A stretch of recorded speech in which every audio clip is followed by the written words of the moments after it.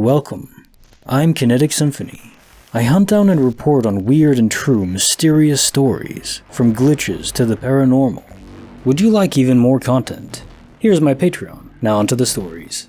Case file number 1053, written by Humble Acanthicita 28. Beyond the Veil. The unexplainable mysteries of life, death, corn, and lightning. I have for sure died twice, quite possibly 4 times.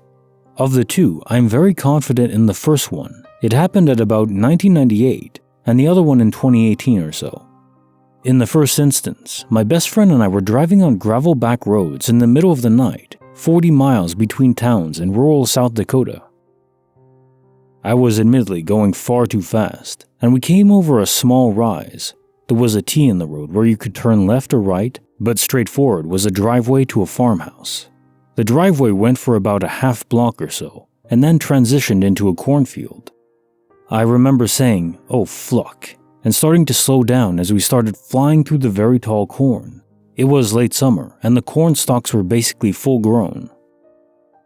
The sound as my car plowed over the corn stalks and into the field sounded like the most vicious hailstorm ever. The experience was completely overwhelming to the senses.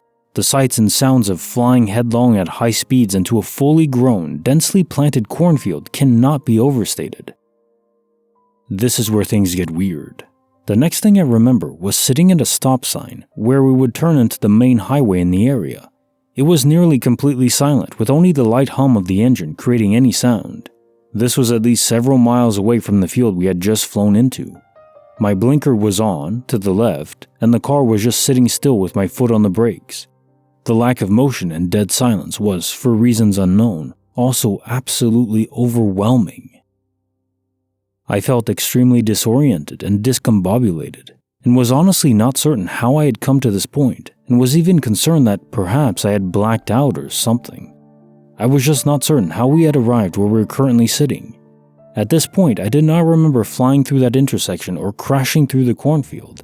That memory was gone, either blocked or unremembered. I looked over at my friend and again said, "What the fluck?" He had a dumbfounded look on his face as well and shrugged his shoulders, and after a moment said, "I think we go left?" I actually got out of the car and found the northern star to make sure we would be turning in the correct direction onto the highway. I also surveyed the situation, grasping for some semblance of understanding. We were surprisingly close to the town I lived in at the time. In short order, we made it to my apartment and both crashed as it was 4 in the morning, and we had had a very long day. I was dead sober for this entire experience, but I did not feel right and knew something was amiss. We got up the next day about mid-morning and got back in my car to drive to my friend's town where he was attending college, which was going to be about a 5-hour drive. We needed gas, and I stopped at a station to fill up and get other miscellaneous supplies. The car I was driving at the time was old enough to be using a bit of oil, so I almost always checked the oil. Again, at this moment, my memories of the cornfield and all of that were completely gone. I popped the hood and went around to the front of the car to get at the engine. I lifted the hood and glanced down. I have never been so absolutely baffled and immediately enlightened at the same time. A light breeze would have knocked me over. The engine compartment was almost completely chock full of corn stalks. My knees went weak and I became very, very heady, and I felt my brain perform several full spins. Once again, I very loudly and firmly proclaimed, "What the fluck?" and called my friend so he would come around to the front of the car too. The very instant I saw the corn stalks in the engine compartment, the entire accident flashed back to me. I don't remember the point of death, but I remember all the other details, including being very confused, sitting at the stop sign by the highway, and the brutal contrast between flying through the field and sitting still at the stop sign. My friend said to me, "Do you remember?" I said, "Yeah." We talked it over multiple times during our long drive, and we had the exact same memories. His memory also returned to him the second he saw the corn in the car as well. A couple months later, I tried to drive the same back roads that we had been driving to find that intersection in the farmhouse and the driveway, and the cornfield too, of course. there were a couple of very unique, specific details to the location where the accident happened that should have made it very easy to recognize and find. But I was never able to locate a spot like this on any of the roads anywhere around where we would have been driving. Microsoft had also just released their satellite imagery, and I scoured everywhere between those two cities, and I have never been able to find the location where we had our accident. I honestly don't think it exists on this timeline. The other incident, I was out in the middle of the night again, in a very rural area during a thunderstorm, to take lightning photos. I'm pretty sure that I saw the lightning bolt that killed me prior to my timeline jump. I remember sitting in the car and finishing my styrofoam cup of gas station coffee and hopping out of the car to smoke a cigarette and go pee on the gravel road. Most of the lightning was several miles to the west, and it wasn't even actually raining where I was parked. I was not worried about lightning safety at this point. Now, the very large power lines that take electricity to the town I was living in were right by this road. I've been pretty close to a couple of lightning strikes. I'm no stranger. I remember getting that very powerful, static feeling, and the hair on my head and arms started to stand up. I knew what was coming. I started to say, "Oh fuck." I reached for the door handle, and before I could even get my profanity out, I remember a profoundly huge snap sound and a blinding white light. The next thing I remember was sitting in my parked car with my nearly full cup of coffee in my hand. I remember thinking that I wanted to smoke a cigarette and I needed to go pee, so I chugged the lukewarm coffee and started to get out of the car. The second my feet hit the ground, I felt the most massive wave of déjà vu I have ever experienced.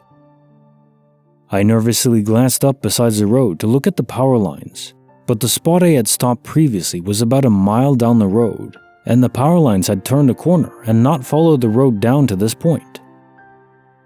I glanced down the road to what I thought was a spot I had previously been in, and just as I looked down the road, lightning struck the power line in multiple massive flashes, and I even saw the lightning bolt jump down to the ground under the power line. Like I said, I'm pretty sure I witnessed the very lightning bolt that killed me. I have a couple of other experiences where I'm pretty sure I died, but the situations were ambiguous enough that I'm not certain. So you are not alone. By the number of people who have had confusing, odd experiences where things are not quite as they seem, there have been many people delighted to finally gain the proper word to label their experience: quantum immortality. Case notes are file 1053. So I think you were affected by quantum immortality, but there's more to it. Given those corn stalks were within the engine compartment of the car itself, it means that the car actually did crash through those stalks, even if you're in a different universe.